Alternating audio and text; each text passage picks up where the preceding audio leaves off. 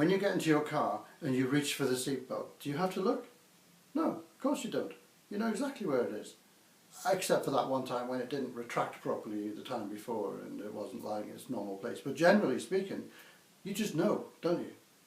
And that's because you've sent that kind of detail down to your subconscious and your muscle memory. I read a great article recently about the 4 different levels of competence with this great analogy of learning to drive a car. The first was unconscious incompetence. You know, you don't even know what you don't know.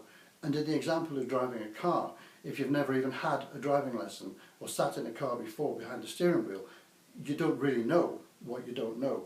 You've no idea how much you really have to learn. Not really. The second was conscious incompetence. You still can't drive, but it's worse than that because it's starting to hit you now just how much you've got to learn. Then there's conscious competence. You're starting to get somewhere now. Your driving is coming on. But you have to stay super focused on everything you're doing all the time.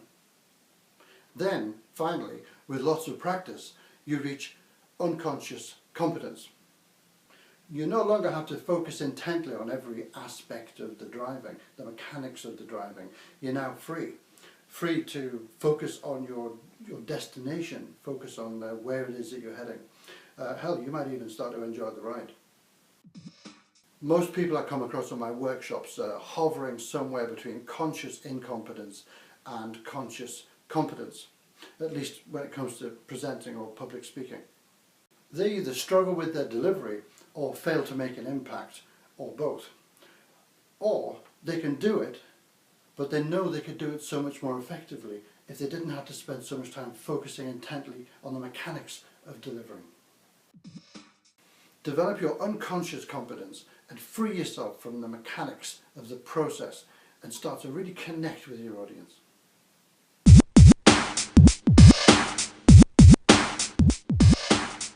So that was my little thought for the day. If you've got any comments, please leave your comments in the box below.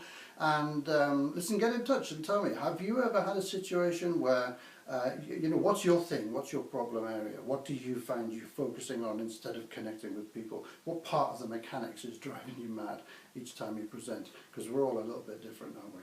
Let me know, pop it in the comments box, or better still, send me a video or an email. Get in touch and I will respond in the next video. Okay, so till next time, bye bye.